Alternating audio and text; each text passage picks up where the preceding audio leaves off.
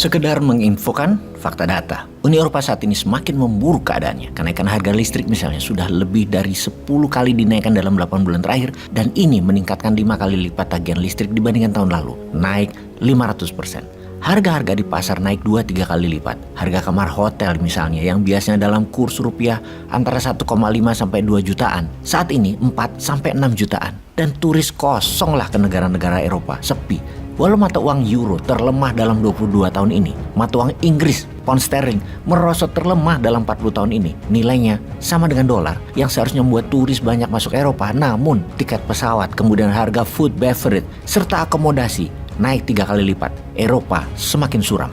Yang mengejutkan, winter come early. Sekarang sudah mulai masuk winter awal yang biasanya Oktober akhir. Sekarang mulai masuk dan tetap aja cuacanya kering. Harga listrik yang tinggi bukan hanya mengganggu rumah tangga, namun pabrik-pabrik, industri, dan bisnis terkena dampaknya. Yang semua ini mengarah ke resesi dengan daya beli menurun drastis di Eropa. Ditambah sekarang Uni Eropa punya persoalan baru yang harus dihadapi. Kekurangan pangan, energi bertambah parah yaitu pipa gas Rusia bocor. Hebatnya lagi, kebocoran ini bukan hanya di Nord Stream 1 tapi juga Nord Stream 2 bareng bocornya. Rusia yang sudah menaikkan harga gas 2 kali lipat dan mengurangi suplai gas hanya tinggal 50%. Mendadak tidak bisa mengirim gas sama sekali sebentar lagi karena kebocoran tersebut. Ini kebetulan atau sengaja diciptakan? Jerman dan Denmark mengatakan ini sabotase. Benarkah begitu? Rusia membangun 2 jalur pipa Nord Stream 1 berasal dari Vibrock dan Ust-Luga untuk Nord Stream 2 didaratkan ke Greifswald, Jerman melalui jalur pipa dasar laut, Laut Baltik. Beberapa hari yang lalu keduanya mengalami kebocoran bersama-sama secara misterius. Diawali dengan tekanan yang turun drastis mendadak di pipa Nord Stream 1, di mana Swedia yang pertama kali melaporkan ada gelembung udara keluar di Laut Baltik, yang dipastikan kemudian dari bocornya pipa Nord Stream 1 dengan 2 kebocoran di tempat yang berbeda.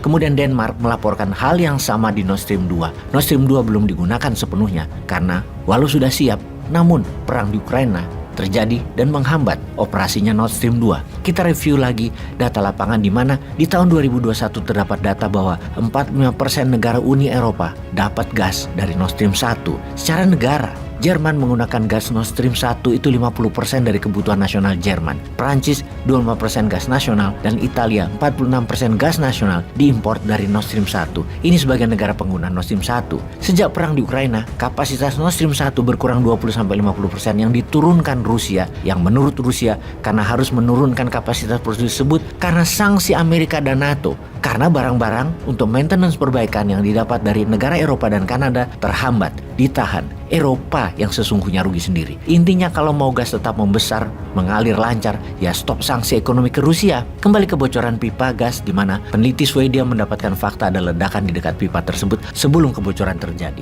Pertanyaannya adalah, siapa yang melakukan sabotase tersebut? Eropa kalau melakukan sendiri, ini bisa dikatakan langkah bodoh yang memaksa negara Eropa kedinginan atau perang Ukraina bisa meluas ke seluruh daratan Eropa. Sementara Rusia mengklaim ini bukan Rusia yang melakukan sabotase karena kerusakan pipa gas sudah pasti 100% merugikan Rusia. Gas adalah alat tekan Eropa yang kalau dimatikan 100% Rusia rugi besar. Kalau pipa bagus, negara seperti Hungaria, Bulgaria, Italia sudah mulai ngalah saat ini dan lebih baik dapat gas Rusia. Ini menguntungkan Rusia. Rusia tinggal buka keran ke arah negara yang menyerah tersebut. Strategi Rusia ini terbukti berjalan baik. Namun kalau Nord Stream rusak, bubar Eropanya, juga Rusianya ambiar. Bagaimana kalau kita bertanya kepada pakar intelijen pertahanan yang saya summary-kan dialognya ketika Bosman bertanya? Inilah jawabannya. Kemungkinan besar Amerika dibalik sabotase kebocoran gas di Nord Stream 1. Tujuannya agar tidak ada dualisme dan maju mundur di Uni Eropa dalam melawan Rusia serta mendukung Ukraina. Saya pun memerlukan penjelasan lebih dalam lagi. Bagaimana maksudnya?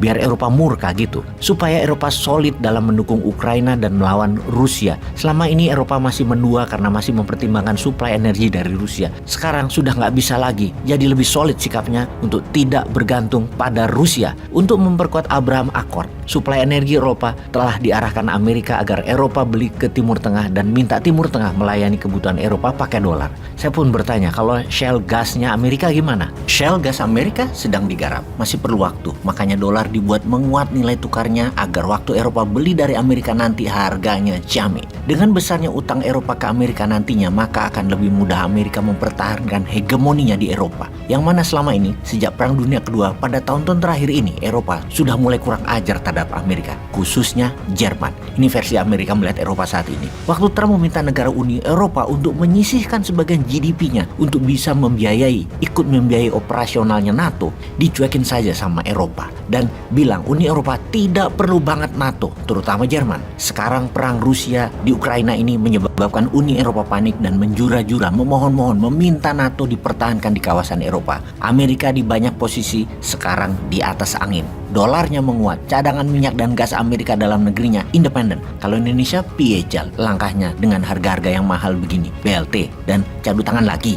Pengen deh gue yang bagi-bagi BLT-nya biar dapat pencitraan positif gitu. Janji, gue gak cemberut deh waktu bagi-baginya.